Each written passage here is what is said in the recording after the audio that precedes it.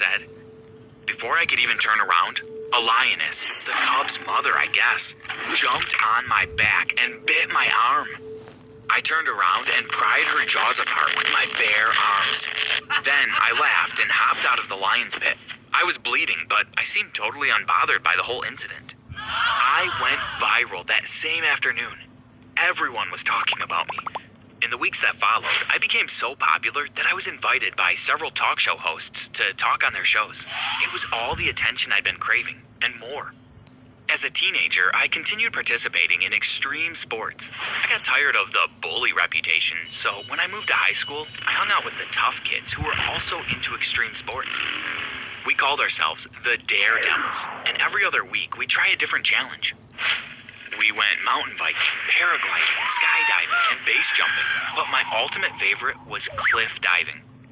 I loved the adrenaline rush I'd get while falling through the air and then crashing on the sea. Unlike my friends, I had absolutely no fear. One afternoon on one of our cliff diving adventures, I had an experience that influenced the rest of my life. It was just like any ordinary day, but while making silly gestures on a cliff, I ended up losing my balance. Instead of falling into the sea, I hit the rocks and I ended up breaking both my arm and my leg. I only knew this because this is what the x-rays at the hospital revealed.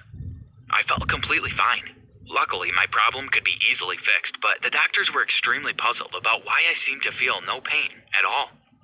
Although I could have been discharged earlier, they decided to keep me longer. Several tests were conducted, and after that, they did several more. After what seemed like weeks, they called me and my parents to a meeting.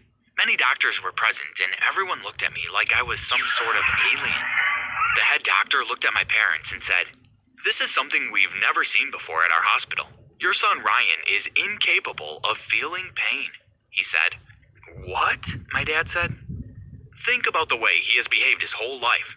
I'm pretty sure there were many clear indicators, but now that we've done the tests, we know for sure," replied the doctor. "Well, there was the scorpion sting when he was a baby, and he never cried when his brothers hit him, and he'd do all kinds of crazy stunts in elementary school. Then the lion." My dad went blank for a while, and then it